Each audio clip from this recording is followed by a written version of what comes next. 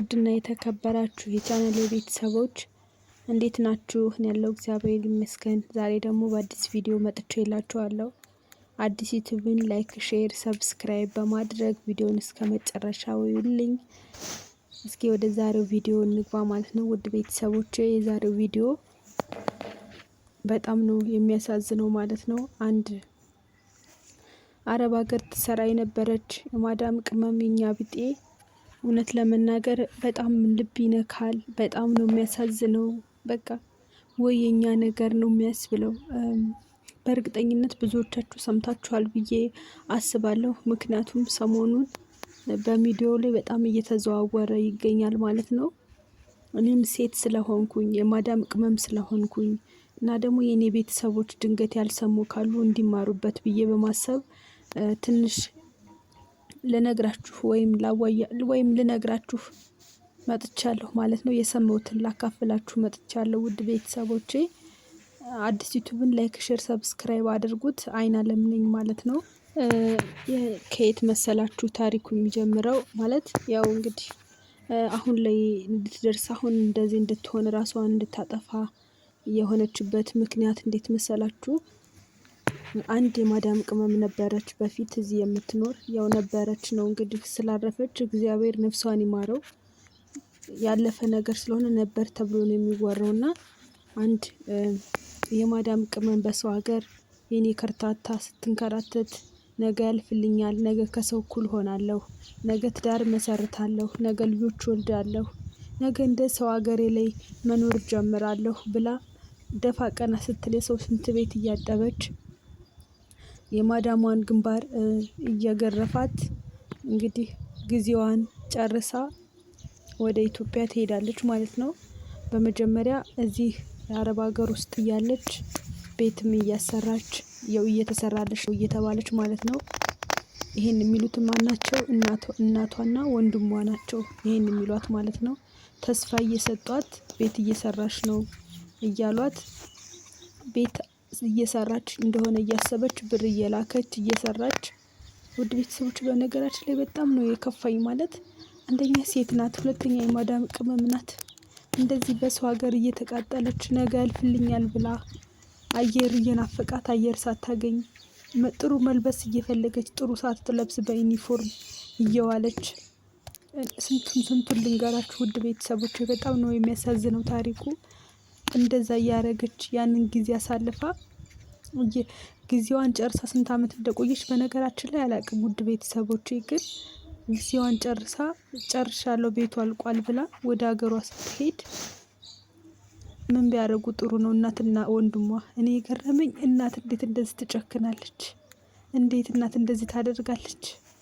በጣም ነው የሚያሳዝነው። በእውነት በጣም ነው የሚያሳዝነው። እንግዲህ ከእግዚአብሔር በታች ለልጅ እናት ነው ያለችው። ሌላ ማን አለ? ማን ይቀርባል? ከእግዚአብሔር በታች ለልጅ እናት ነው ያለችው። ሌላ ማን ሰው ይቀርባል? ማን? እስኪ ንገሩኝ። አባት እኮ አባት ነው። እናት ነች ለምንም ተቆርቋሪ የምትሆነው። እና አሁን ዘመኑ ተገላቢጦች ሆኖ ጭራሽ እናትም ካደቻት ወንድሟም ካዳት። በጣም ነው ልብ የሚነካው። በጣም እቺ ልጅ ምን ታድርግ? ከዛ በኋላ የሰራሁበት የት አለ ብላ ጥያቄ ስታቀርብ ቤቷንም ስትጠይቅ እንደለመድሽው ሂጅና ሸቀል አድርገሽ ነይ ብለው ፈረዱባት። ታዲያ ማበድ ይነሳት፣ እንደው ማበድ ይነሳት በፈጣሪ ስም። ኧረ በስመ አብ! እኔ ምን ይሻለኛል በእውነት። በጣም ነው እንትን የሚለው ማለት ነው። ማለት የሰዎቹ ጭካኔ፣ እንደው ሞት የለም ብለው የሚያስቡት ነገር ምንድን ነው? በእሷ ቦታ እኮ እነሱ ነበር መሞት ያለባቸው። ወላ እናት ወላ አባት። እሷስ ልጇን ክዳ ምን ልትጠቀም? ምንስ እናቱን ሆነችውና ልጇን ክዳ? መሞት የነበረባቸው ሁለቱ ነበሩ። ግን እዚህ ጋር እንደው ራሷን ባታጠፋ ኖሮ በእርግጥ ምን ታድርግ እሷ? በጣም ከመጨናነቋ የተነሳ ስለ ወደፊት ያለው ህይወቷስ ምን ታድርግ? ምን ትሁን? ግራ ገብቷት ነው። አይድረስ ነው የሚባለው። በእውነት እንደው ፈራጅ አታድርገኝ እስኪ። ግን ያው ሞት ስለሆነ ሞት ስለማይወደድ እንደዚህ አልኩኝ እንጂ አይድረስ። በጣም ነው የምታሳዝነው። በእኛ ላይ ቢሆን ምን እናደርጋለን? እኛ ነገ በእኛ ላይ ቢሆን ምን እናደርጋለን? እባካችሁ ውድ ቤተሰቦቼ ራሳችሁን አታጥፉ። ምንም ይምጣ ምንም አማራጩ ራስ ማጥፋት አይደለም።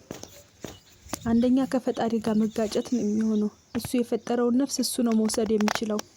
ለምን ራሳችንን እናጠፋለን? ለምን? ብዙ አማራጭ አለው እኮ ብዙ ምናልባት እኮ 2 ወር 2 አመት ምናምን 3 አመት ቢፈጅባት ነው። ከዛም በኋላ ትረሳዋለች። ገንዘብ እኮ ገንዘብ ነው፣ ተሰርቶ ይመጣል። ነፍስ ግን አይተካም እኮ። ከሄደች ሄደች ነው ነፍስ። የእውነት እርምጃችሁ የመጨረሻችሁ እርምጃ ነፍስ ማጥፋት አይሆን እባካችሁ።